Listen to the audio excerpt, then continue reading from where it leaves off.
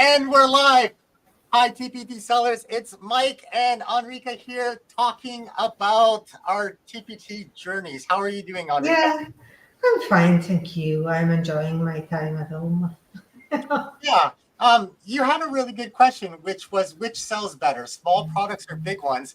And then I Yeah. thought it was funny because ChatGPT suggested pro tips, and I don't even know what the tips would be. And I have no idea actually, because this is something that in my mind, it's a big doubt since the beginning, because it's something that I always wonder as a teacher, I might want a full curriculum, but a full curriculum should be something that I do by myself. well, that's what you think, but I don't Yeah, know if everyone or thinks yeah, not everyone, and I think a different culture. In Italy, we all have it's mandatory. We have a book per class, that. Right. so we somehow we have a curriculum. Even if I don't like it, even if I don't use it, we have it. In the States, it's different, but as a teacher, I I prefer to spend a lot of money on something, or do I prefer to grab little bites, of Right. something like $1 products, and then eventually, if I like them, I can have a bundle or something. So I So don't know. most And for the earnings, it's still the same questions, because is it better to sell one product for $20 or 20 products for $1? Or maybe if it's only $1, it might be 50 products. So that's yeah. Hey, simple boy. I think what I like about the YouTube community is that there's a lot of expertise out there. And so if you have ideas, if you watch this later on, feel free to jump into the comments. It's not like Enrique and I have the definitive answer. And even if we did, what we say or what they say in TPT land may or may not apply to your store. yeah, But I think for me, what would you consider a small product? under $3. Yeah, I would say under $3 as well. And then what? Infamous $3. Because under $3, uh, you have to pay an addition of 15 cents to Right. TPT. So that's Okay. So if that's the case, what have you heard in TPT land in terms of small or large? Um, oh, I didn't hear anything, because or better, almost everybody says to make a product that is at least $3. right. And I'm not sure I agree with that. That's interesting. I've heard people say, So, I don't go to the town forums, but I think someone told me that they said once that products that are very like affordable, like $3 or like cheap products are selling well, and then products that are really expensive that are marked down on discount are selling well, and then the things in the middle aren't selling well. So what's the most expensive product that you have seen on TPT that actually has sold that has reviews?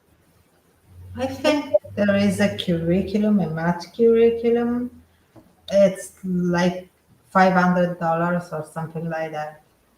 Um, can we search resources by sort by price descending? Okay, so math Wow! 7,900. It doesn't mean that it's ever sold, but see, this is interesting. This is a district license, is what this person is doing. I wish we could find out if it's sold, but there's no way to tell if it actually has sold, is there?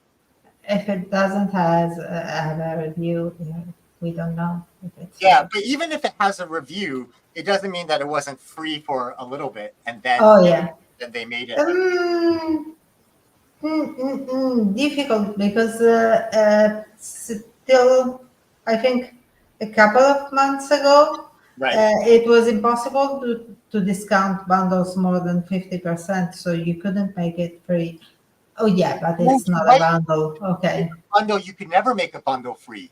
Hey, Charlene. Charlene saw a product with Wow, wow, Charlene. I envy you. and Please say it. and with reviews. So Yeah. there's two very opposite strategies that everyone's going to have a different opinion with. Um, okay, so if we were to brainstorm pros and cons, if you were just starting, and the other thing that I've heard in TPT land is the money's in the bundles. The money's in the bundles and the curriculum. Resources. Yeah, but my bundles don't sell. Don't Yeah. know the reason.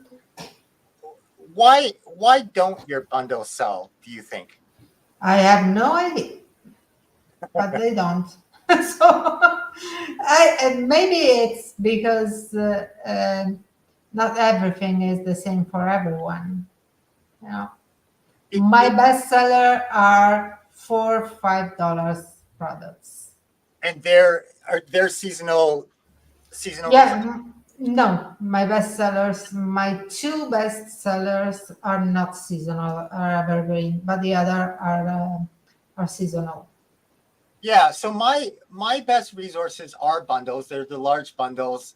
And I think from an SEO perspective, I think the TPT bundles are influenced by the products inside. So if you have a product in there in the bundle that's doing well, I think the whole bundle will get a boost in SEO.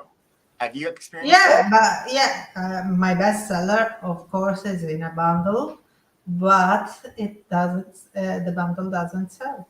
So, Yeah, that's very interesting. Okay, so what would be the pros and cons then? If you were just the pros, oh, the pros of creating small products is that they're fast. yeah, You can crank out, I think, maybe one product per day. So the I cons is that for each one of them, you have to make a cover, preview, video preview, and whatever. So not sure. but I think there's also I now believe that there's a TPT SEO benefit to producing lots of resources. Like I think the algorithm looks at your store and I'm just speaking from that case study where there was a TPT Yeah, seller making 12 products a day and they're just in a sprint and some of their resources are showing up on that first or the second page. And I think this is that happening to me too. sorry, can you say that again, Ulrika? This is happening to me too. By producing regularly, you're seeing sales of other resources. Yeah. I No, think I see that my new resources rank higher. yeah. So I think so then is the benefit I hadn't considered this, but is the benefit to making smaller products that your store gets a lift because you're producing more content and TPT values that. TPT values, I think that TPT values overall active stores. Right. So How would you define an that's active store? someone who creates, who updates, makes sales, Yeah. something like that. If you were to narrow it down to one factor, what would you say if Creates. like creating is the most product? Yeah. Yeah. See, that's interesting. I would have said last year I would have said sales is everything. So then if your sales were high in a product, it would rank higher. But now I'm thinking create is the way to rank higher. I have this is a question. Maybe it's something stupid, but I have this question. From an entrepreneur perspective, is it better to have a store who makes sales or a store who produce more content? Because produces more content. Because okay, I want to have sales, but I don't know. I created a wonderful math resources, and everybody is buying it. Eventually, everybody will have bought it, and it will dried up. There will nothing else to buy. So, but if I create new stuff, they potentially might sell. So I Are you think, talking from a business perspective? yeah, I think when I think about Alex Hermosi talking about business stuff, he would say, go to the start, like go where the demand already is. And we're not going to, like what you're talking about is running out of customers, like the total accessible market. But I don't think we're going to have that problem. Like he talks about, like if you sell to chiropractors, it's like $10 million that you would need to make in sales before you start to address where you start to hit the total addressable market, like a cap. So I think it's huge. I don't yeah, think it is. I It love that. is Was that a small product or a big product? a big one, a small one. Sorry. See, so when I hear your kachings in my mind, I don't feel bad because I know that one of my kachings tend to be a larger product than you. Yeah. But this is obviously a personal resource, a personal question. So I guess my question to the audience is, and to you, Enrique, as well, is what's better for you in your store, small or large, right now? Like, is it better in your store? Are you better being small or are you better making large products? What's your personal? Honestly, I don't know. I don't have the answer because uh, What's your strategy now? I, at the end, my style is at the end of the day, I tend to create what I use in my classes. So I create small products because my teaching routine is like instructions and I talk with the kids, I ask the kids to solve problems at the whiteboard and stuff, and then I use my activity at the end of the period. So it has to be something small because it has to be something more like an exit ticket than a real activity for a lesson. It depends. And so I tend to create smaller products for that reason, because this is what I use and this is what works for me. But I think I also like, especially when we are near the end of the year, I like to have larger products to review different topics and stuff like that. So that I have products that are bigger. But I don't know. You have an unfair advantage over me, and I think a But lot of I'm in class.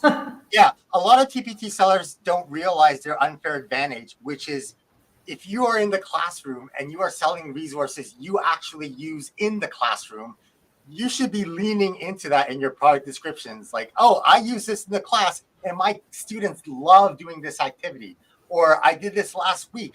Like those personal touches I can never use in my product descriptions because I'm out of the classroom for 5 years. Like I'm losing touch with being in the classroom. Here's the question for you, because I think everyone has an idea about, okay, I make small resources and that works well for me, or I make large resources and that works well for me. If we were trying to figure out, based on data, what actually sells better in our store, what would we look at?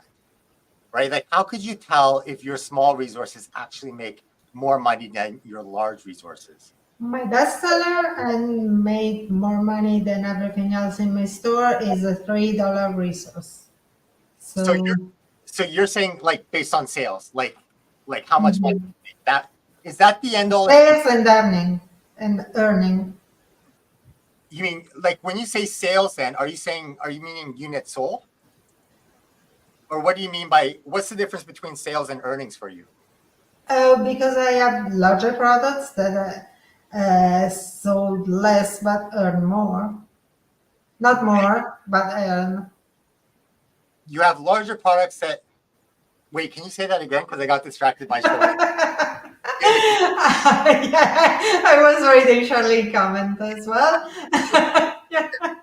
Charlene says quality products that save time and solve a problem. 100% agree. That have thumbnails, preview videos, and PDF previews, so the customer knows exactly what they're getting. Must help rank. Um, Yeah, all my products are PDF and video reviews. all my new products, not the oldest one when I Right, didn't know. right, okay. So let's say you could have a small resource that was $3 that met everything that Charlene has mentioned, and you could have a large bundle that has $60 that's worth $60. How would you tell? Like, I know our gut would say, "Oh, I do better by making small resources as opposed to large resources," but how would we actually, like, if I was to update the data tool to be able to say, like, okay, let's compare this versus that, what would we do? Okay, I have two products that I made nearly at the same time. One is a large bundle, I think an $80 bundle, Yeah, and one is a pixel art, a $3 pixel art. My pixel art brought me thousands of dollars right, and sold thousands of times. My right. bundle that contains that pixel art, so that it was seen, sold like 10 times. What's the conversion rate of the? The Um, bundle. do you have Okay. views on that bundle? Because I Uh, wonder if no one's the conversion rate of the pixel art is above 30%. right. The conversion rate of the bundle is 3%. Okay, so yeah, so that's a no brainer. So, Yeah. but is the difference between those products demand? Like, let's say you're creating large bundles that no one's interested in. Yeah. That's my world, by the way. Like, I'm creating products that I'm trying to create the demand, and Alex Hermosi would slap me and say, basically, don't create demand, go to where the demand is and create and solve that Yeah. problem. But so if you look at your bundle, is the problem that it's not something that people need that solves the problem? Like, I don't know. I really don't understand why. If they buy the single products, all the single products inside the bundle sell. all the individual products. Yeah, that's funny. Okay, okay. I'm so I'm just trying to figure out, because I'm trying to update the seller tool. And right now the seller tool, there's a glitch with TPT's CS products.csv. So I loaded an old version, but right now the Epic tool lets us look at the page views and then the previews and then units sold, right? And so what I wanted to figure out is, how could I make this tool better so we could answer the question, is the price of the resource actually going to improve sales? But the problem is, in the products.csv, they don't tell you the price of the resource. Oh, yeah. Sure. And this is where I sort of hit a wall, because are we saying that in order to figure out whether large bundles versus small resources work for us, that we need to figure out that we need to compare the price of the resource? I think so. Okay. Because Yeah. So that's what we would need to be able to filter by. Is that right? yeah. Okay. So let's end the conversation there. Okay. Leave a comment. Let us know whether your store Yeah, makes I'm really curious to know. large resources. And I think my store makes large resources, but I think I'm going to try to experiment with making quick, easy, small resources, just to see if that gives all of my store products a boost. What are you going to work on this week, Enrica? I'm working on some end of the year bundle, so big one. I'm working on A choice board. Yeah, I need to get better organized. It's just time. All right. Thanks so much for watching. And any last thoughts, Enrica, before we jump off? Oh yeah, don't think too much about this stuff. This is what I do. I think too much, but in the end of the day, create what you like and create what works for you. That's Are we saying that because we're not rich and we haven't? No. I think the other side is, they say, no, don't make what you want to make. Go figure out where the demand is, figure out what yeah. and create resources that fit your But style. I want to enjoy this journey. So That's so interesting. Okay, so in 5 years, we'll look back to this video and we'll say, "Oh, it's crazy to say make what you want to make." Yeah, probably. Yeah, it could be. But I like. Awesome. Okay. Have a great week, everyone. We'll see you next week. Ciao.